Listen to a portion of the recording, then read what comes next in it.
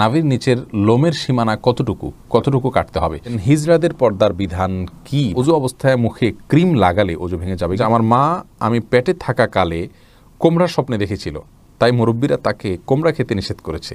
মা এখনও কোমড়া খায় না, এ বিষয়ে কি বললে উপকার হবে? ও রোদেলা নাদিয়া জানতে চেয়েছেন, মহিলাদের বাচ্চা হওয়ার পর বাচ্চা যখন বুকের দুধ খায়, সে দুধ যদি ভুল করে মায়ের মুখে চলে যায় তাহলে নাকি বাচ্চা মারা যায়। এটা কি সঠিক? সব মহিলারা এ ব্যাপারে খুব সচেতন। এটার সাথে কি আদৌ কোনো বাচ্চা মারা যাওয়ার কারণ থাকতে পারে? উত্তর হলো না। এটা সম্পূর্ণ কুসংস্কার। বাচ্চার মায়ের বুকের দুধ যদি ভুলে মায়ের মুখে চলে যায়, বাচ্চা মারা যাবে তো দূরের কথা, এতে কোনো সমস্যাই হবে না। এটা সম্পূর্ণ মনগড়া এবং ভিত্তিহীন বানোয়ার কথা। সাদ বিন আব্দুর রহিম আপনি জানতে চেয়েছেন, নাভির নিচের লোমের সীমানা কতটুকু কাটতে হবে?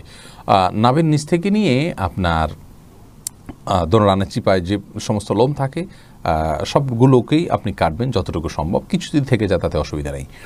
এরপরে মোহাম্মদ আবু হানিফা আরিফ জানতে চেয়েছেন, হিজড়াদের পর্দার বিধান কি? ভাই আবু হানিফা, হিজড়া যারা, তাদের জন্য পর্দার বিধান হলো তারা সাধারণ অবস্থাতে যদি পুরুষের সাথে তাদের সাদৃশ্যটা বেশি হয় তাহলে সেক্ষেত্রে তারা পুরুষদের সাথে দেখা করবেন, মেয়েদের সাথে পর্দা করবেন। আর যদি তাদের শারীরিক গঠন মেয়েদের আলামত, মেয়েদের শরীরের গঠনটা তাদের মধ্যে বেশি থাকে, পুরুষের গঠনটা কম থাকে, তাহলে সেক্ষেত্রে মেয়েদের বিধান তাদের জন্য প্রযোজ্য হবে, তারা পুরুষদের সাথে পর্দা করবেন। এটা হলো একটি মত এবং সবচেয়ে প্রসিদ্ধ এবং গ্রহণযোগ্য মত। এছাড়া হিজড়াদেরকে নিয়ে আরও নানা রকমের মত রয়েছে ওলামায়ে কেরামের। এমডি রাকিব বিসিএফ আপনি আইডি থেকে জানতে চেয়েছেন, ওযু অবস্থায় মুখে ক্রিম লাগালে ওযু ভেঙে যাবে কিনা? না ভাঙবে না।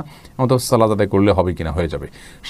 মোহাম্মদ জনি আপনি প্রশ্ন করেছেন যে, আমার মা আমি পেটে থাকাকালে কোমড়া স্বপ্নে দেখেছিল, তাই মুরব্বীরা তাকে কোমড়া খেতে নিষেধ করেছে। মা এখনও কোমড়া খায় না, এ বিষয়ে কি বললে উপকার হবে? ভাই মোল্লা জনি, আপনার মাকে বলবেন ভালো করে কোমড়া খেতে, যত প্রকার কোমড়া আছে সবগুলো খাবেন, ভাজি করে, রান্না করে, এবং কাঁচা খেতে পারলে কাঁচা, যতভাবে মনে চায় ততভাবে খাবেন। কোমড়া খাওয়া, স্বপ্ন দেখলে কোমড়া খাওয়া যাবে না, এটা শুধু কুসংস্কারই না, ভয়াবহ এবং হাস্যকর কুসংস্কার। স্বপ্ন দেখলে খাওয়া যাবে না এমন কোনো কথা নেই, বরং সেটি তার খেতে হবে। আল্লাহ রাব্বুল আলামিন বলেছেন, লিমা তুহাররিমু মা আহাল্লাহু লাক, যেটা আল্লাহ আপনার জন্য হালাল করেছেন সেটা আপনি কেন হারাম করছেন? আল্লাহ রাব্বুল আলামিন হালাল খাবার যেটা রেখেছেন সেটাকে নিজের জন্য হারাম করা, এটা কারোর জন্য জায়েজ নাই, এটা গুনাহের কথা। মোহাম্মদ আবদুল্লাহ জানতে চেয়েছেন, গাছে কলব দেওয়া ঠিক, এ থেকে অন্য গাছ লাগায়? জি, এটা জায়েজ আছে, রাসূল আকরাম সাল্লাল্লাহু আলাইহি ওয়াসাল্লামের হাদিস থেকেও জানা যায়। স্মিথ কাউসার আপনি জানতে চেয়েছেন, দুর্বল হাদিসের উপরে কি আমল করা যাবে? দেখুন, দুর্বল হাদিসের উপরে আমল করাটা শর্ত সাপেক্ষ।